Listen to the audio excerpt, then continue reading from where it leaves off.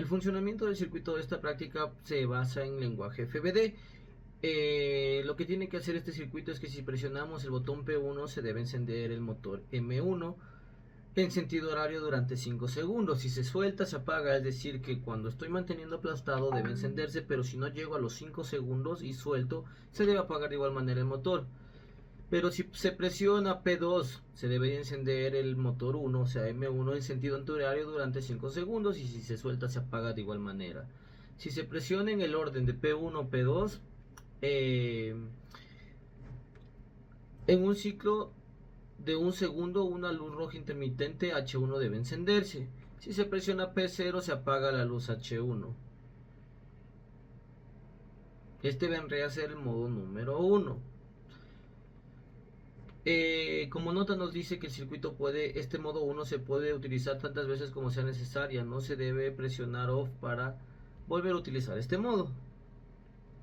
Y como modo 2 tenemos que se debe presionar P2 y P1 en este orden, primero P2 y luego P1,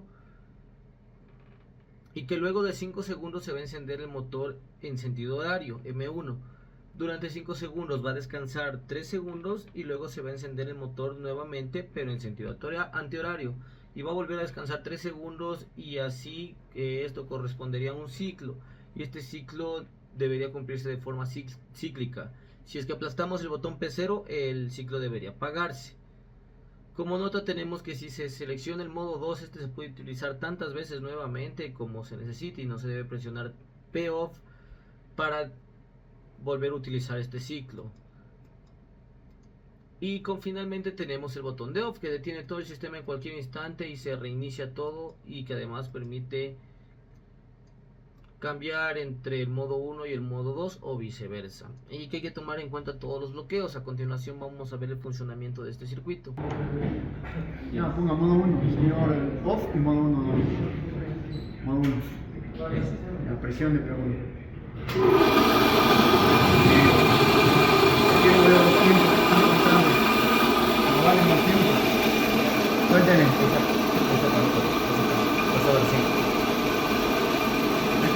Pero no veo los tiempos, viejo. Presión de P2. Muy bien, suéltele. Ya debe haberse apagado, ¿cierto? Presión de P2 total.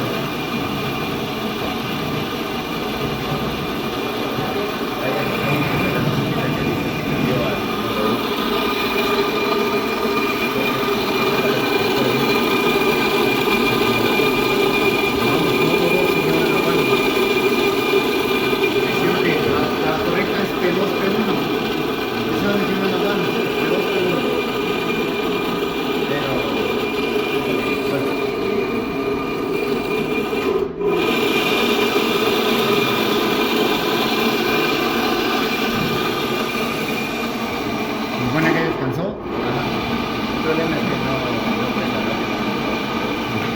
Faltan unidades también en un tiempo. ¿Por qué no cuenta el primer tiempo con lo que cuente? Este sí cuenta. la Este sí cuenta. ¿Y ahí tiene que contar este? No, este es el de...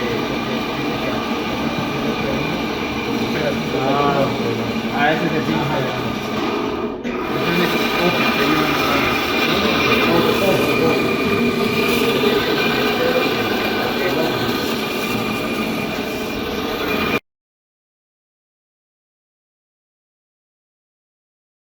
Conclusiones y recomendaciones. Como conclusión se puede dar que en este circuito hay que tener en cuenta la primera parte, porque en nuestro caso tuvimos un problema que realizamos la programación, pero no habíamos leído bien el enunciado y no habíamos hecho desde primera instancia que el botón empiece, o sea, mientras mantenemos el botón el motor se empiece a girar en el modo 1, y si soltamos antes de los 5 segundos debe apagarse. Esto no tomamos en cuenta ya que habíamos leído mal, pensábamos que el ciclo 1 y el ciclo 2 era igual, pero en el modo 1 tenía que ser de esta forma diferente. Como otra conclusión tenemos que al momento de diseñar la HMI tenemos que tener muy en cuenta cosas como las unidades. También tenemos que tener en cuenta que se represente en qué ciclo, qué modo está activado, para poder tener una interfaz más amigable con el usuario. Y como tercera conclusión tenemos que hay que ser muy meticuloso al momento de hacer las conexiones con el motor, ya que de cierta manera, como a veces los cables o las borneras no están muy ajustadas, la vibración del motor puede hacer que éstas se zafen, pudiendo generar algún problema. Como recomendación yo daría que se debe tener en cuenta muy en claro cada uno de los bloqueos, ya que estamos trabajando con motores. ¿Qué sucede con motores? Los motores ocupan las tres fases de la mesa de trabajo, y si no realizamos todos los bloqueos podemos hacer un cortocircuito si tratamos de activar horario y antihorario al mismo tiempo.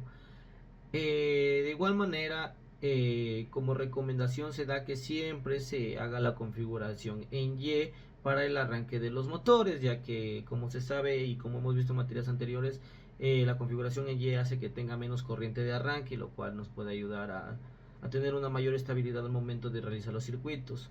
Y como última recomendación, yo podría darles que al momento de realizar cada una de los bloques de programación, se separe por secciones, ya que al poder separarlo por secciones podemos diferenciar los tipos de modos, como aquí viene a ser modo 1, modo 2, incluso podemos hacer los bloqueos en una sección del portal TIA para que sea más amigable al momento de ver fallas o para evitar tener complicaciones y que el circuito se haga muy extenso. Muchas gracias. Conclusiones. Al momento de realizar el laboratorio podemos concluir que es muy importante el saber cómo manejar el lenguaje tanto el ladder como el FBD. Asimismo, teniendo en cuenta lo que es el manejo, bloqueos de todo lo que son los sistemas al momento de realizar la programación, ya que por ejemplo un proceso que no se encuentre correctamente bloqueado puede causar un daño en la industria, como así también como en el PLC, en los equipos y así puede en el proceso de producción, cabe recalcar, puede causar un grave daño, así como también debilitar los tiempos de producción y por consiguiente costos que llevarían a una pérdida a la empresa que se está implementando los sistemas de automatización.